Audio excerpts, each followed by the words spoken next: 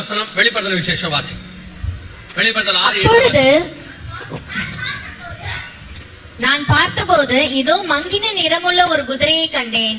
அதன் மேல் ஏறி இருந்தவனுக்கு மரணம் என்று பெயர்.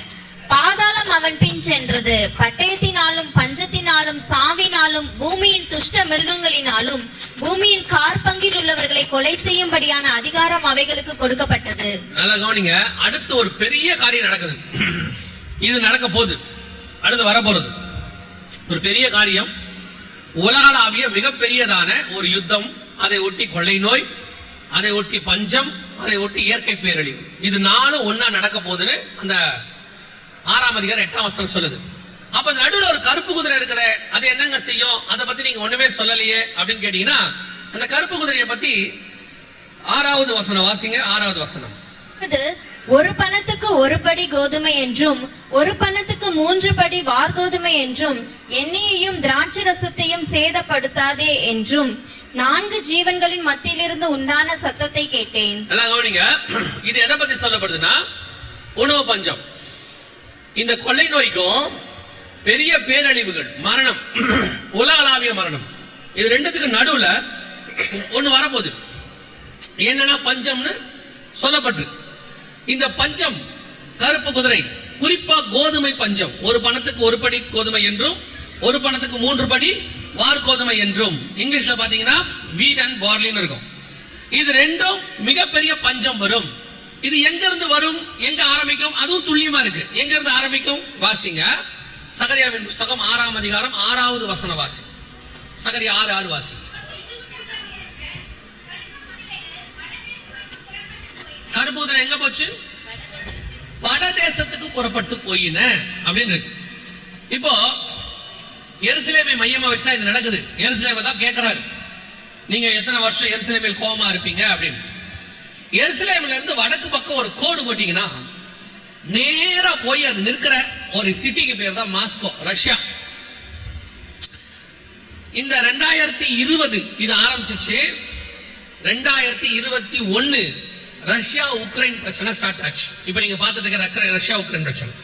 இந்த ரஷ்யா உக்ரைன் பிரச்சனையில உலகத்திலேயே இந்த யுத்தம் 2021 ஆரம்பிச்சிச்சு, இந்த 25 முடிய போது, ஏறக்குறைய இந்த யுத்தம் தொடங்கி 4 வருஷம் ஆக போகுது.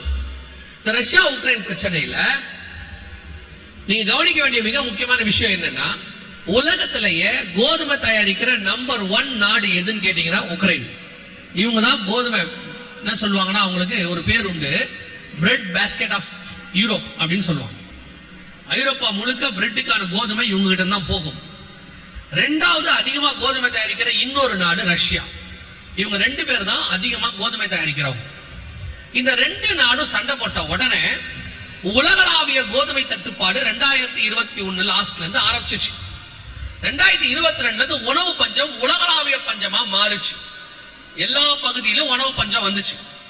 2022 மிக மோசமான உணவு பஞ்சம் ஸ்ரீலங்காவை தாக்குச்சு. இது மே மாசம் ஸ்ரீலங்கால 2022. அடுத்து பர்டிகுலரா கோதுமை தட்டுப்பாடு உலகளாவிய தட்டுப்பாடா மாறி அந்த ஒரு காலகட்டத்தில் மட்டும் கோதுமை 1500 ரூபாய்க்கு வித்துச்சு. இங்க இருக்கு பாருங்க. பாகிஸ்தானில் கடுமையான உணவு பஞ்சம் நிலவி வரும் நிலையில் கோதுமை மாவு வாங்க முயன்ற போது கூட்ட நெரிசலில் சிக்கி 4 பேர் உயிரிழந்த சம்பவம் அதிர்ச்சியை ஏற்படுத்தியுள்ளது. பாகிஸ்தானின் பொருளாதார நெருக்கடியால் அத்தியாவசிய பொருட்களின் விலைகள் விண்ணை தொட்டுள்ளன. குறிப்பாக பாகிஸ்தான் மக்கள் உணவின் முக்கிய அங்கமான கோதுமைக்கு கடுமையான தட்டுப்பாடு ஏற்பட்டுள்ளது. 1 கிலோ கோதுமை மாவு 1500 ரூபாய் வரை விற்கப்படுகிறது. எவ்வளவு? இது 2023 நடந்த சம்பவம். உலகளாவிய கோதுமை தட்டுப்பாடு ஏற்பட்டது. எல்லா பக்கமும் நடந்துச்சு. அடுத்து அடுத்து அடுத்து அடுத்து ஒவ்வொரு நாட்டிலையும் கோதுமையினுடைய விலை உச்சமா போச்சு. இந்தியாவில் கூட அந்த நேரத்தில் கோதுமையுடைய அளவு குறைஞ்சு போச்சு. வரலாறு 7 ஆண்டுகள் இல்லாத அளவுக்கு கோதுமை குறைஞ்சிச்சு. இந்தியாவும் கோதுமை ஏற்றுமதியை நிறுத்திடுச்சு. என்ன சொல்லிட்டாங்கன்னா, எங்களுக்கே கோதுமை பத்தாது, நார்த் இந்தியாவுக்கு கோதுமை பத்தாதுன்னு சொல்லி கோதுமையை நிறுத்திட்டாங்க. வேதம் சொன்னபடியே உணவு பஞ்சம் உலகளாவிய பஞ்சமாய் மாறிச்சு. குறிப்பா ஆரம்பிச்ச இடம் எதுனா ரஷ்யா உக்ரைன். வடக்கு பக்கத்துல இருந்து ஆரம்பிச்சிச்சு. சகரியா 6:6, வெளிப்படுத்தல் 6:6. இந்த 2லயும் உள்ள வசனம் அப்படியே 100% 2021, 22, 23 நம் கண்களுக்கு முன்பாக நடந்துச்சு. இவ்வளவு பெரிய சம்பவங்கள் பூமியில நடந்துட்டு இருக்கு. ஒரு கொள்ளை நோய் முடியுது, ஒரு கடும் பஞ்சம் ஒண்ணு ஆரம்பிக்குது. இந்த பஞ்சம் அப்படியே உச்ச நிலையை அடைஞ்சு இன்னைய வரைக்கும் விலைவாசி அடுத்த லெவலுக்கு போயிருச்சு. உதாரணத்துக்கு நான் உங்களுக்கு சொல்றேன், இப்பவே நீங்க அரிசி எடுத்துக்கிட்டீங்கன்னா 70 ரூபா 80 ரூபாய்க்கு விற்கிது இல்லையா? ஒரு 60 ரூபா 70 ரூபா அரிசி விலை. இப்ப அதுவே கொரோனா நேரத்துல 40 ரூபா இருந்துச்சு. இப்ப அது 5 வருஷத்துல எத்தனை மடங்கு ஆயிருச்சு? 100 மடங்கு இன்க்ரீஸ் ஆயிருச்சு. 70 ரூபா 80 ரூபா, சில இடங்கள் எல்லாம் 90 ரூபா கிட்ட இருக்கு. இன்னும் போக போக 100 ரூபாயை தாண்டிடும். 100 ரூபாய் தாண்டிடும். விலைவாசி ஒரு உச்சத்துக்கு நாம் போயிடுவோம். வேதம் சொன்னபடி கோதுமை தட்டுப்பாடு, கோதுமை விலையேற்றம் எல்லா பக்கமும் வர தொடங்கிருச்சு. அதுக்கு நடுவுல ஒரு ஆச்சரியம் என்னன்னு கேட்டீங்கன்னா, அந்த வசனத்துல எண்ணெயையும் திராட்சை ரசத்தையும் சேதப்படுத்தாதே. நீங்க இந்த வசனத்தை ஏதோ இன்னைக்கு எழுதியிருக்கிறாங்கன்னு நினைச்சிடக்கூடாது. இது 1900 வருஷத்துக்கு முன்னாடி பத்மு தீவுல யோவானுக்கு வெளிப்படுத்தப்பட்டது. அந்த வசனத்தை நல்லா கவனிச்சு பாருங்க. கோதுமை ஒரு பணத்துக்கு 1 படி கோதுமை, ஒரு பணத்துக்கு 3 படி வார்கோதுமைன்னு சொல்லி மிகப்பெரிய கோதுமை தட்டுப்பாடு வந்த போது எண்ணெயும் திராட்சை ரசமும் என்ன ஆகாதான்? சேதப்படாது. இந்த கோதுமை தட்டுப்பாடு உச்சத்துல போயிருக்கிற இந்த காலகட்டத்தில், உணவு பஞ்சம் உச்சமா எல்லா விலைவாசியும் ஏறி இருக்கிற இந்த காலகட்டத்துல ஒரே ஒரு பொருள் மட்டும் இன்னைக்கு உலகத்தின் பொருளாதாரத்தை காப்பாத்திக்கிட்டே இருக்கு, நிர்ணயிக்குது. என்ன பொருள்? கச்சா எண்ணெய். கச்சா எண்ணெய் இன்னும் விலை என்ன செய்யல. தங்கம் எவ்வளவு வேற? இப்போ தங்கம் ஒரு சவரன் எவ்வளவு? சும்மா சொல்லுங்க, போட்டிருக்கவங்க சொல்லுங்க, போடாதவங்களுக்கு தெரியாது. போட்டிருக்கவங்க சொல்லுங்க, எவ்வளவு இப்போ? 1 லட்சமா? 1,20,000 ரூபாய்க்கு மேல போயிருச்சு. நாங்க பெந்தகோஸ்தையை பத்தி போசினா திட்டினா ஒரு காலத்துல. இப்ப அவனே பெந்தகோஸ்தையா மாறிக்கிட்டு இருக்கான்.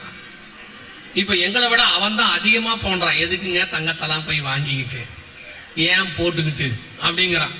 வாங்க, இன்னும் வரும். நீங்கள் கடைசியாக எங்களை போல் மாறும் காலம் ஒன்று வருகிறது.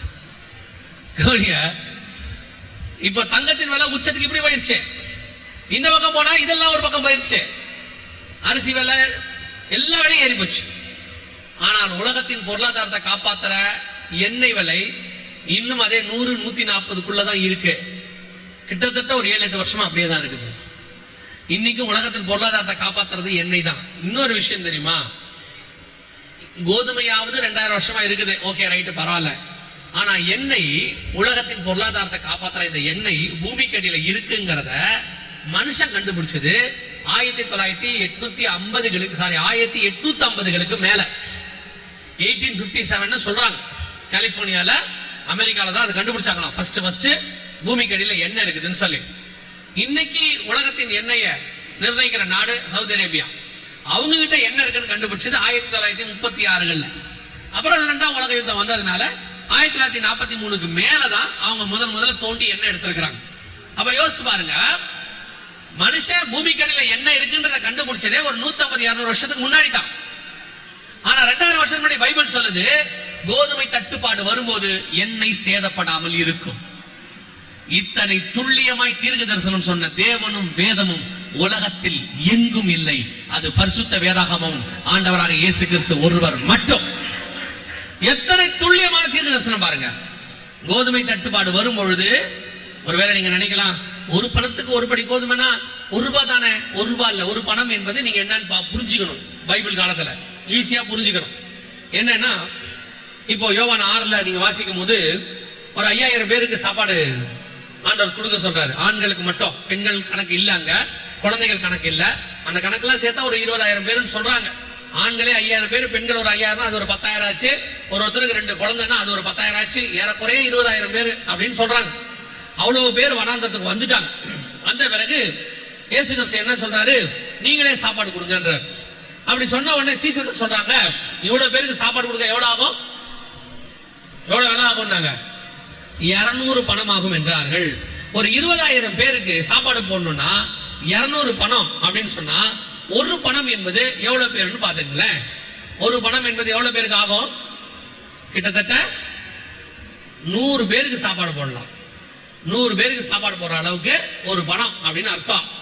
அப்பனா இன்னைக்கு ஒரு ஆளுக்கு 50 ரூபானாலும் 100 பேருக்குன்னா எவ்வளவு ஆச்சு? 5000 ரூபாய் ஆயிடுச்சு. 25 ரூபானாலும் 2500 ரூபா ஆச்சு. கோதுமை அந்த விலை விற்கும்னு இருக்கு. நீங்க கேள்விப்பட்டீங்க, 1 கிலோ கோதுமை எவ்வளவு?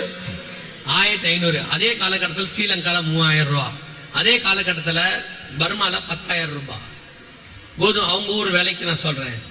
கோதுமையின் விலை உச்சத்தை அடைந்தது. வேதம் சொன்னபடி ஒரு பக்கம் கோதுமை விலைவாசி, இன்னொரு பக்கம் எண்ணெய், இன்னொன்னு திராட்சை ரசம். அதை பத்தி உங்களுக்கு சொல்லவே வேண்டாம், ஒயின் பத்தி சொல்லப்பட்டிருக்கு. அதுதான் இன்னைக்கு நிறைய நாட்டுடைய பொருளாதாரத்தை காப்பாத்திக்கிட்டே இருக்கு. நிறைய நாடு, எந்த நாட்டுக்கு போனாலும் ஒரு பொருளாதாரத்துக்கு மிகவும் நிறைய வருமானம் வர்றது இன்னொரு பகுதி எதுன்னு கேட்டா குடி. ஆண்டவர் சொல்றாரு, கடைசி காலத்துல பெருந்திண்டியினாலும் குடி வெறியினாலும். நோவா காலம் எப்படி இருந்துச்சா? புசித்தும் குடித்தும் பெண் கொண்டும். கடைசி காலத்துல அப்படி இருக்கும்னாரு. இப்ப ஒரு பக்கம் உலகளாவிய குடி, பயங்கரமான குடி, இன்னொரு பக்கம் கோதுமை தட்டுப்பாடு, இன்னொரு பக்கம் எண்ணெய் சேதப்படாமல் இருக்கிறது. வேதம் சொன்னபடியே துல்லியமான தீர்க்க தரிசனம். 6ஆம் அதிகாரம் 6, 5, 6 வசனங்கள் நம் கண்களுக்கு முன்பாக வெளிப்படுத்துற விசேஷம் 100% நிறைவேறிக் கொண்டே இருக்கிறது. இந்த ஒட்டி தான் 6ஆம் அதிகாரம் 8ஆம் வசனம் நடக்கணும். அங்கே 4 விதமான மரணத்தை குறித்து வேதம் சொல்லுது. 4 விதமான மரணத்தை குறித்து. ஒன்று பட்டயத்தினாலும், இன்னொன்று பஞ்சத்தினாலும், இன்னொன்று சாவினாலும், பூமியின் துஷ்ட மிருகங்களினாலும். இந்த 4 வகையான மரணம்னா என்ன?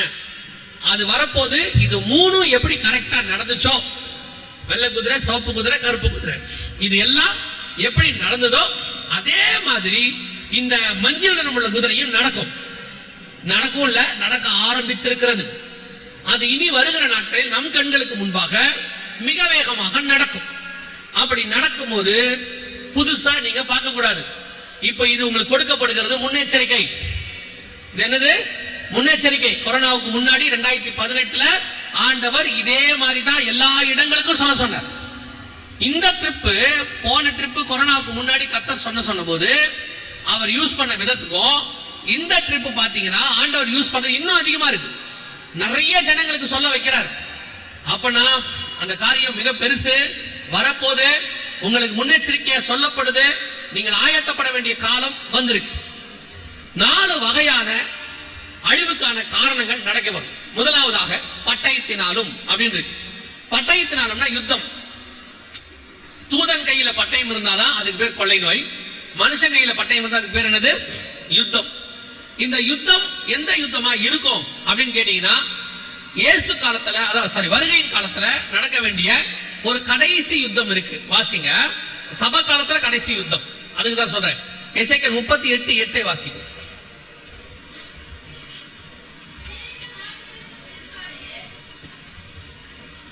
அநேக நாட்களுக்கு பிற்பாடு நீ விசாரிக்கப்படுவாய். பட்டயத்துக்கு நீங்களாகி பற்பல ஜனங்களிலிருந்து சேர்த்துக் கொள்ளப்பட்டு வந்தவர்களின் தேசத்தில் கடைசி வருஷங்களிலே வருவாய். இந்த யுத்தம் எப்ப நடக்கும்? இந்த யுத்தம் எப்ப நடக்கும்? கடைசி வருஷம். பற்பல ஜனங்களை சேர்த்துக் கொள்ளப்பட்டவங்க இஸ்ரவேலர்கள். நீங்க அங்கேயே நிறுத்தி திருப்பி நான் சொல்லும் போது அங்கிருந்தே வாசிங்க. இப்ப இந்த வசனம் வாசிங்க. அதே அதிகாரம் 16ஆம் வசனம் வாசிங்க. அதே அதிகாரம் 16.